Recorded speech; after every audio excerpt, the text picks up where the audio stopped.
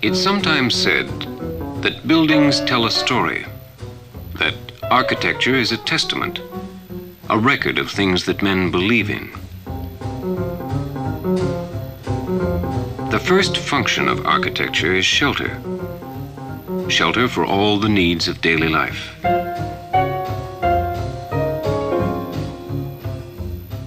In providing shelter, buildings reveal something of the spirit of their time.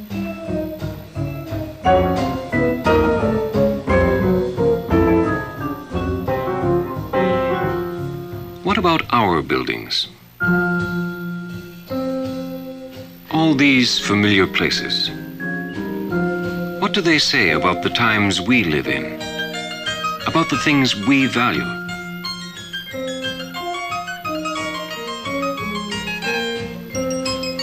There's a mystery here. Many of these shapes and forms, arches and pillars, have come to us from times not our own. Towers and columns from the distant past reflect the struggles and the dreams of other men.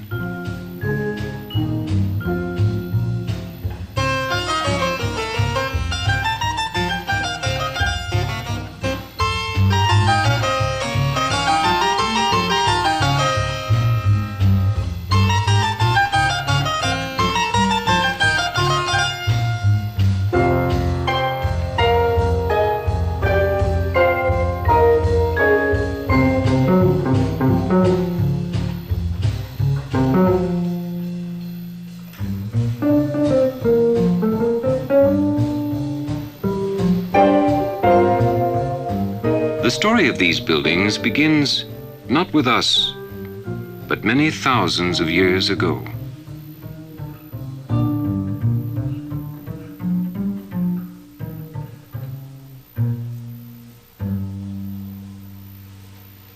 Very early in our Western history, a certain view of life and death was shaped in stone.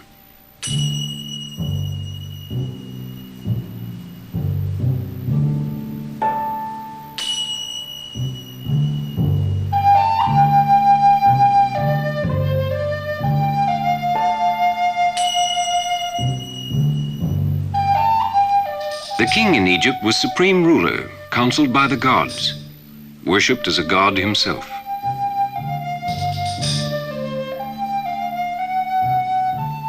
The palace life was rich and graceful, and yet another world was never far away. Much of life on earth was taken up with ritual preparation for the life to come.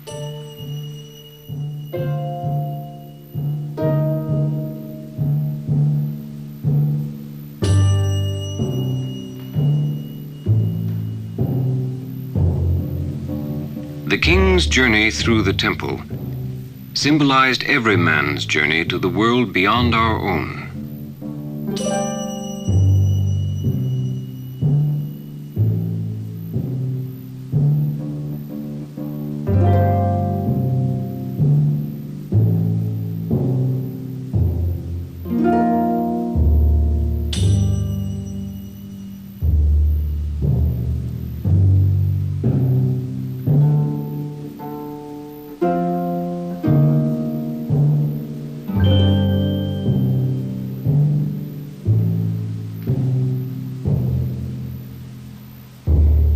In the inmost hall, the king's own image stood.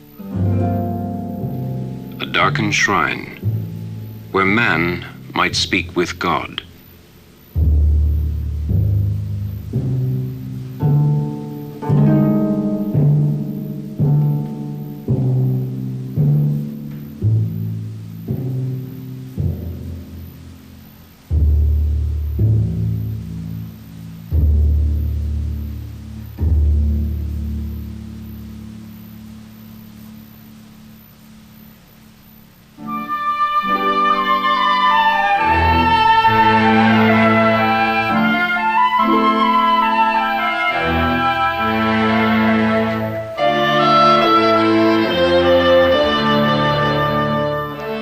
On sunlit seas, the Greeks explored new shores and built new cities.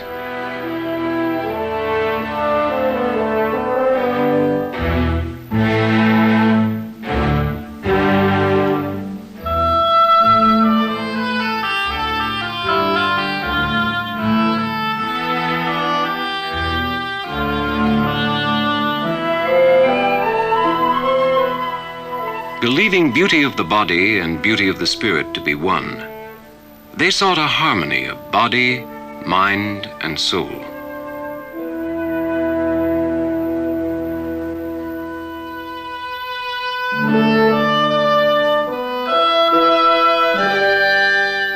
The legends of the gods filled the Greek mind with a sense of fate and human destiny. Their rituals of worship grew into drama, enacted in the earliest theaters.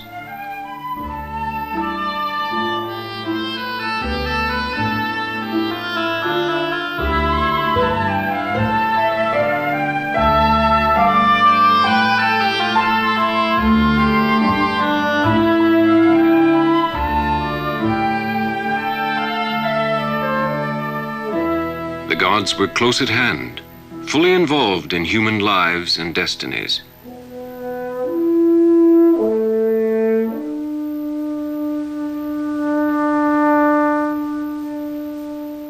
They themselves were much like men on earth, but idealized and perfected. Temples built in their honor should then embody perfect harmony and balance.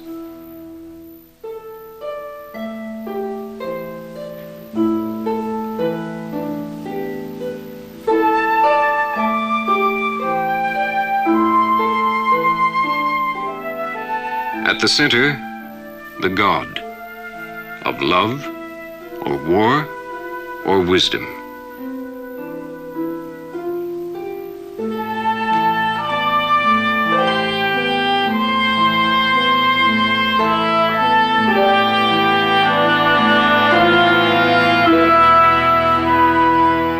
In the Greek city-states, buildings reflected a harmony of civic life, a sense of beauty, a balance underlying man's relationship with the world he lives in.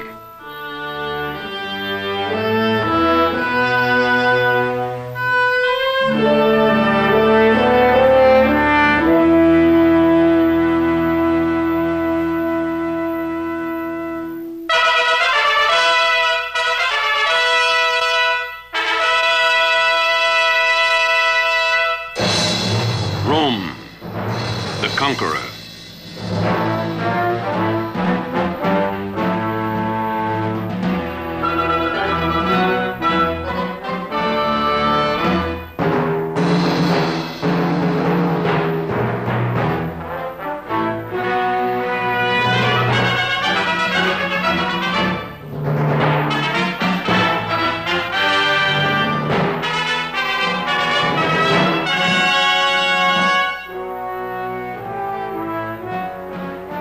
Greater by far than any city-state, Rome and her empire grew in power.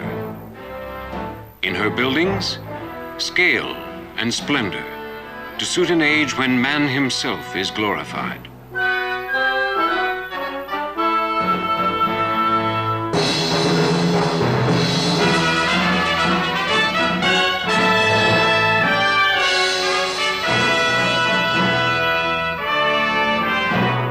Symbol of Rome's conquests was the triumphal arch.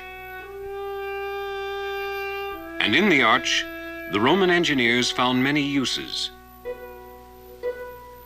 From intersecting arches grew the dome, a lofty covering for great assembly halls and monuments.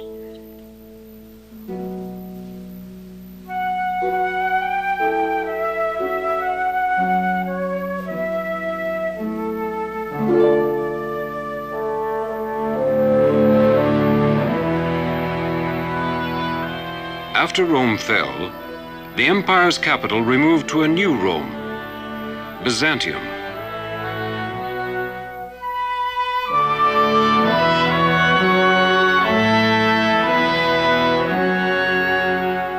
Hagia Sophia, the Church of Divine Wisdom, built for a Christian emperor. Above it rose a dome pierced by 40 windows, described as a great lantern hung from heaven.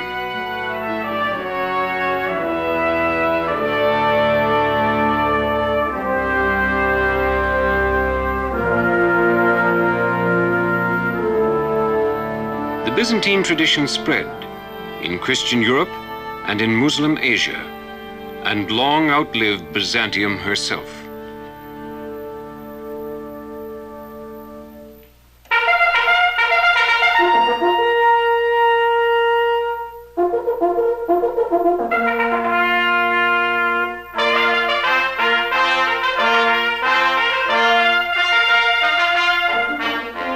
North of the Mediterranean, peace was slow in coming after Rome's fall and the dark age of barbarian wars.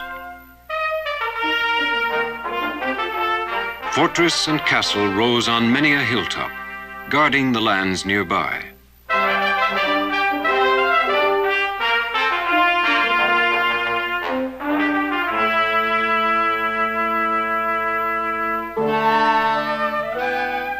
As generations passed, the medieval towns of Europe grew around their castles.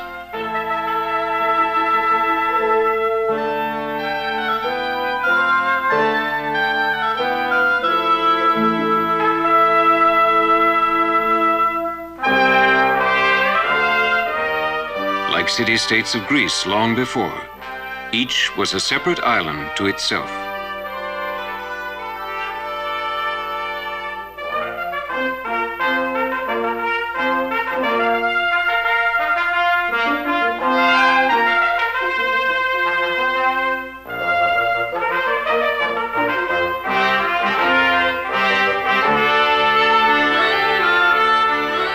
Here, craftsmen and merchants might work in peace.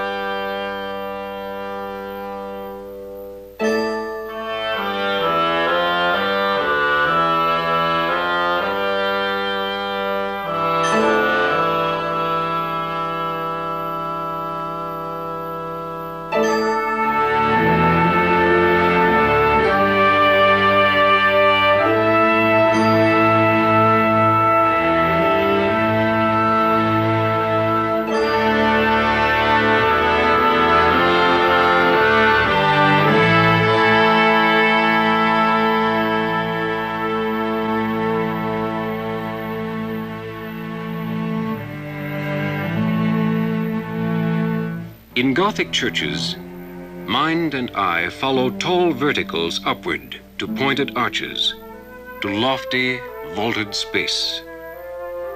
No heavy walls to hold the weight of the roof. Now, slender buttresses of stone carry it outward and down to the ground.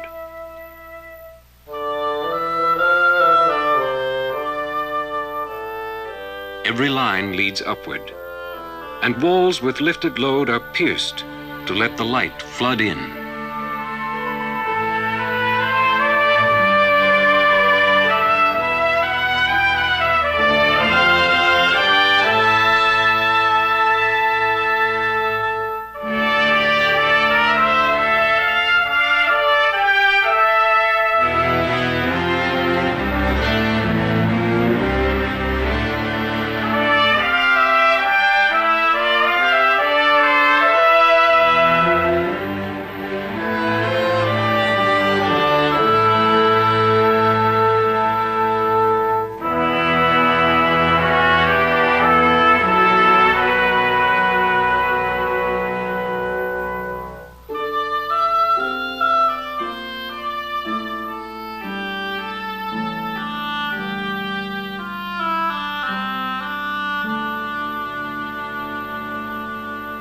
No more the castle, but the cathedral, the cross, at the heart of the town.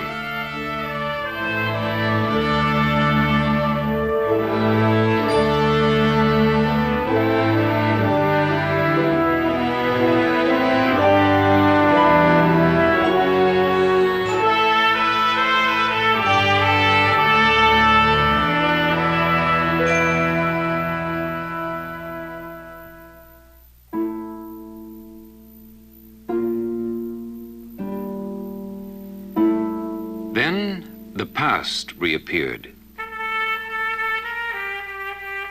The ruins of the ancient world came again to light in the 14th century.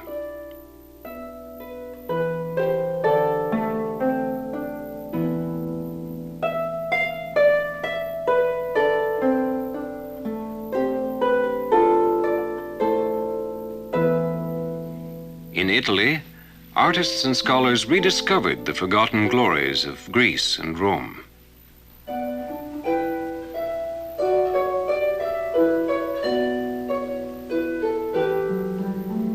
The stately Roman arch became the keystone in a new mode of building.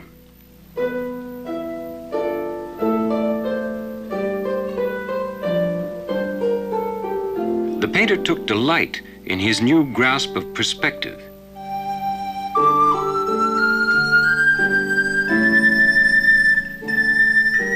His imagined view of an ideal town square often inspired the building of the square itself.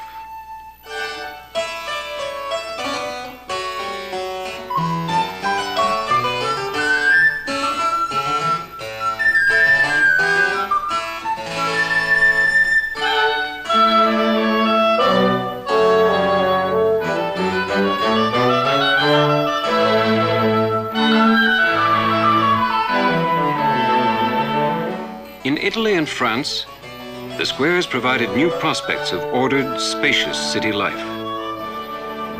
Symbol of this rebirth in art and building was the Royal Palace, a stately setting for pageants.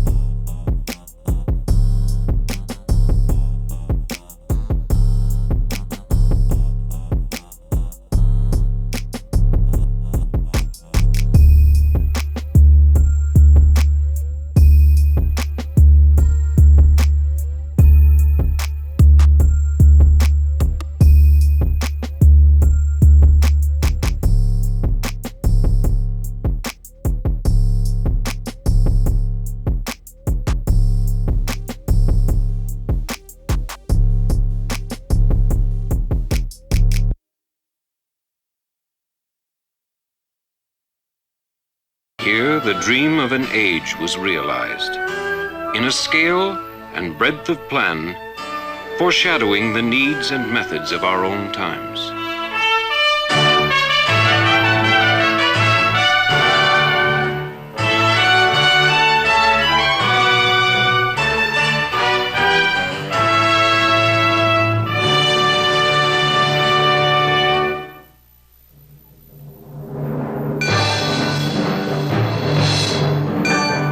Now came an age of iron and coal and steam.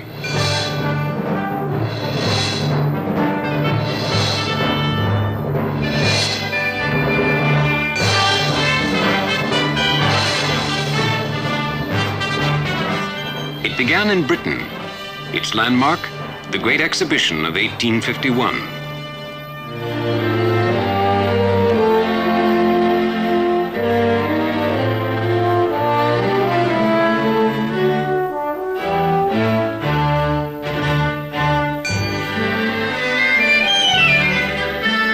Working models and engines, marvels of invention and power were on show. The shape of things to come.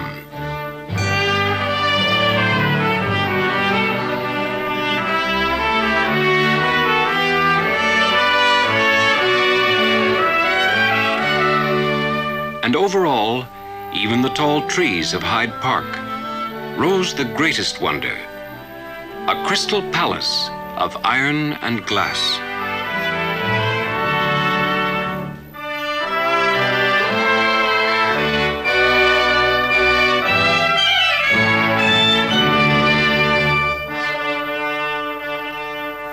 This was a new kind of structure, built with surprising speed from prefabricated sections. A triumph of engineers rather than architects. The secret was cast iron, which industry could now produce in quantity.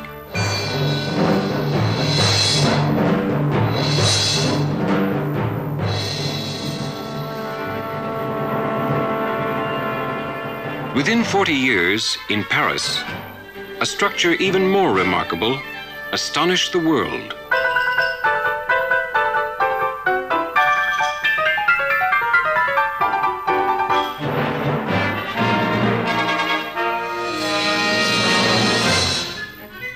Steel, and the knowledge won from building bridges.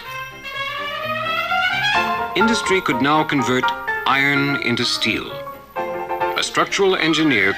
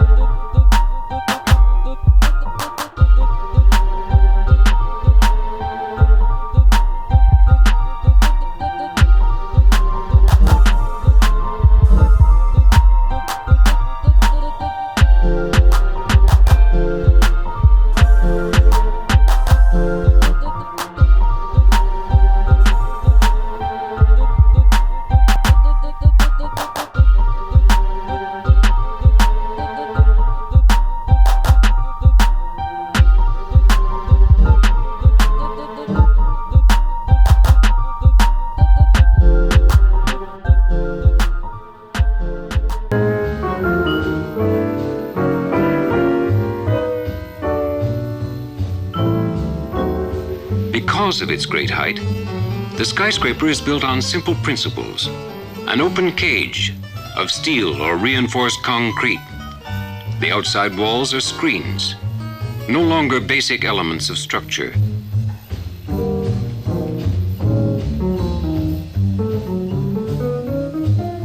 Light and strong, the steel skeleton suggests new shapes and new solutions.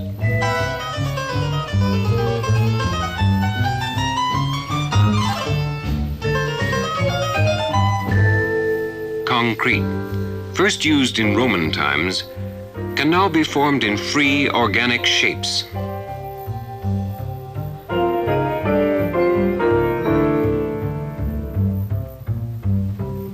A covered stadium, an aircraft terminal, or any structure needing uninterrupted space.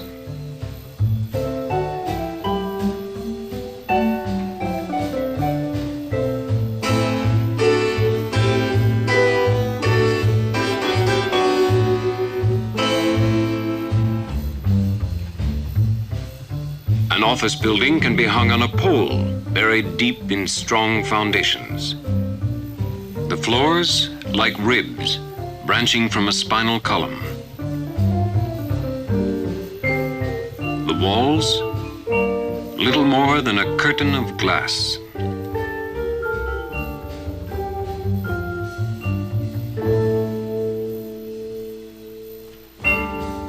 Materials and means for modern building. Their use has spread around the world.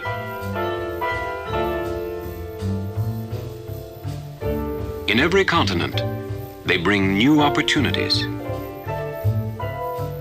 New shapes arise in ancient towns, in Rome and others older still, whose ruins remind us how long it is that men have lived in cities.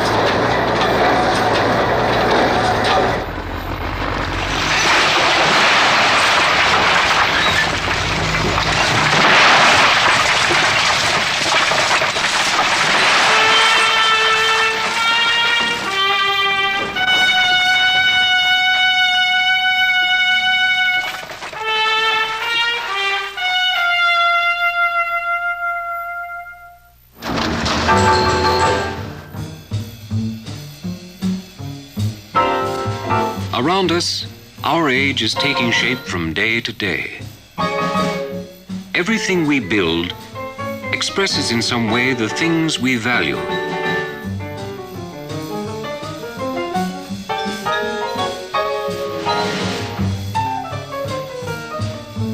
What do we build? How will the story read when our time has passed?